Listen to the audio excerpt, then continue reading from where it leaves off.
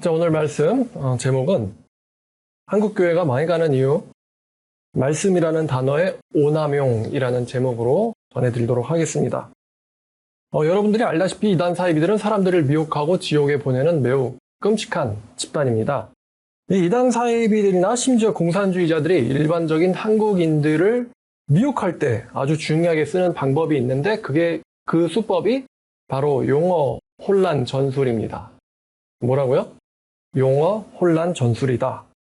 예를 들어서 간첩들이 이 친일파라는 단어를 잘 쓰는데 그 이유는 한국인들이 친일파라는 단어를 들으면 경기를 일으키는 이 현상을 이용한 수법인데요. 자기들을 반대하는 사람들한테 친일파 프레임을 씌움으로써 여론을 악화시키는 것을 목적으로 하죠. 왜구라는 단어도 마찬가지입니다. 근데 여러분, 친일파라는 것은 일제강점기 때 일본의 제국주의 시대 때 말이죠. 일본 제국 시대에 일본에 빌붙어서 그들의 침략 정책을 지지 옹호하고 추종한 무리를 가리키는 용어예요. 친일파라는 게. 오늘날 살아있는 사람을 향해서 친일파라고 하는 것은 적절치 않습니다. 왜냐하면 일본 제국은 메가더 장군에 의해서 이미 무너졌거든요. 도대체 친일이 뭔데요? 하면 할 말이 없죠. 친일이 뭔데요? 일본 국가랑 친하게 지내는 걸 친일이라고 하나요? 친일이라고 하면은 일본 제국한테 나라를 팔아넘기던 사람들을 가리키거든요. 근데 오늘날 친일이 어디 있냐는 거죠.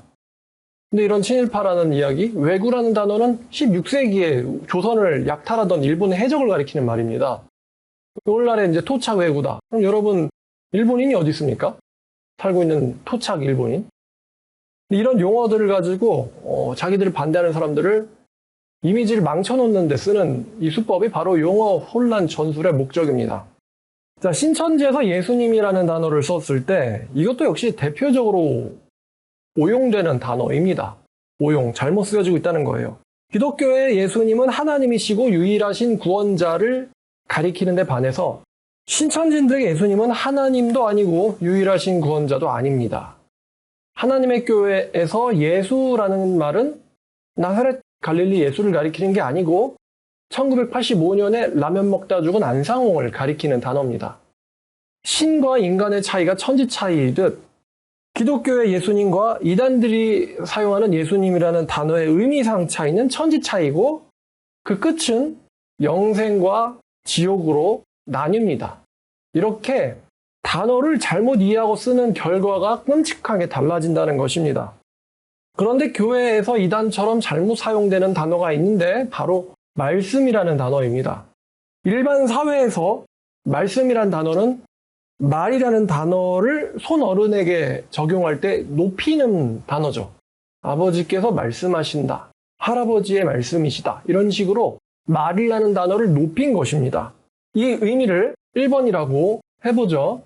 근데 기독교에서 말씀이라는 단어는 말입니다. 이 성경에 따르면은 하나님께서 하신 말씀을 가리킵니다.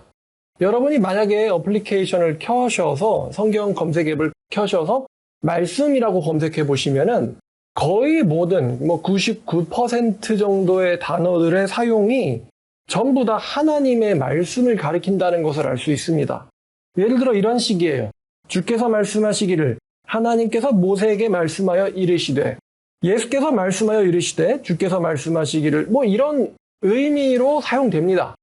거의 대부분의 말씀이란 단어가 하나님께서 하신 말씀을 가리키죠. 하나님께서 하신 말씀을 가리킵니다. 자, 그래서 이 성경에 등장하는 말씀이란 단어가 거의 대부분의 경우 여호와의 말씀, 하나님께서 하신 말씀, 예수님께서 하신 말씀을 가리키고 단순히 어른이 하시는 이 1번 의미로 사용된 적은 거의 없습니다. 거의 없어요. 어플리케이션 검색해 보시라는 거예요. 자, 즉 성경이 말하는 말씀이라는 것은 하나님께서 백성들에게 하시는 말씀을 가리킵니다.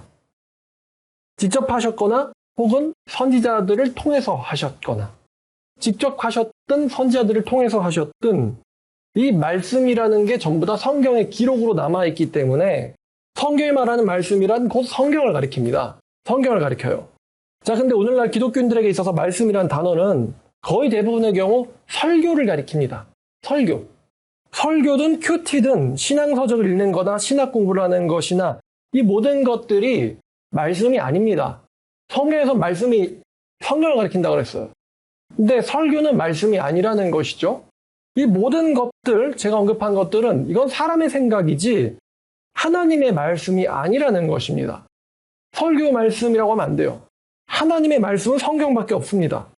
출애굽기 4장 30절을 보시면 이 하나님의 위대한 대선지자인 모세와 아론 말입니다. 모세 아론이 등장하는데 아론이 여호와께서 모세에게 이르신 모든 말씀을 전하고 그 백성 앞에서 이적을 행하니 자, 아론이 여호와께서 모세에게 이르신 모든 말씀을 전하고 말씀이라는 단어가 나오죠. 아론이 여호와께서 모세에게 하신 말씀을 전했다. 여호와께서 하신 말씀을 아론이 전했다는 건데 여기서 이제 자기 생각을 가감하지 않는다는 것이죠. 여호와께서 하신 모든 말씀을 전했다.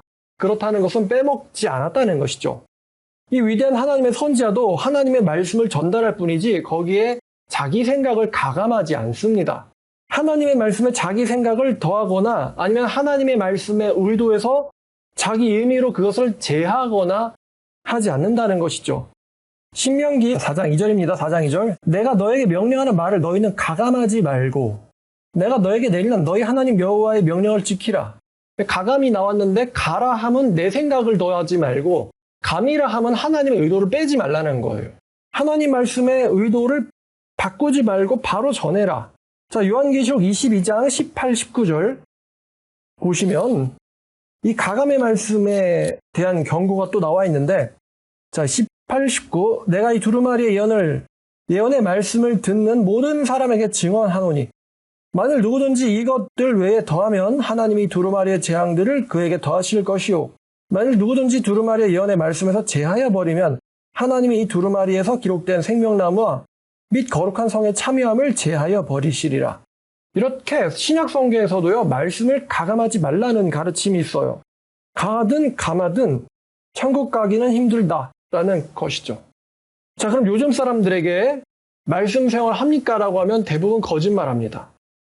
그 사람들은요 자기들이 설교를 듣고 있으니까 뭐 교회를 가니까 아니면 큐티를 하니까 자기들이 말씀 생활을 한다고 생각할 것입니다만 성경적 의미에서는 말씀이란 하나님의 말씀인 성경 말씀만을 가리키기 때문에 성경을 읽는 생활을 하느냐고 물어보는 거죠. 말씀 생활 하냐는 것이. 그러면 성경을 읽는 생활을 하는 사람이 아니면 사실은 하나님의 말씀이 있는 사람이 아니라는 것입니다. 하나님의 말씀이 있는 사람이 아니다. 자, 여러분은 하나님의 말씀을 사랑하십니까? 설교를 듣느냐, 큐티를 하고 있느냐를 묻는 게 아닙니다. 성경책을 사랑하느냐는 것입니다. 대부분의 기독교인들은 그렇지 않을 것이며 다시 말하면 말씀이 없다는 것입니다. 말씀이 없는 사람들입니다. 자, 그리고 목사들은 자기의 생각과 하나님의 말씀을 절대 혼동해서는 안 됩니다. 교인들이 혼동하고 그 결과 지옥에 가기 때문이죠. 설교 시간에는 하나님의 말씀인 성경의 내용만 전달할 수 있도록 해야 합니다. 근데 그렇지 못한 것이 바로 한국교회가 망하고 있는 아주 중요한 이유입니다. 목사님들이 성경 모르는데 어떡하겠어요. 자, 오늘 말씀 한국교회가 망해가는 이유 말씀이란 단어의 오남용이라는 제목으로 여러분들에게 전해드렸습니다.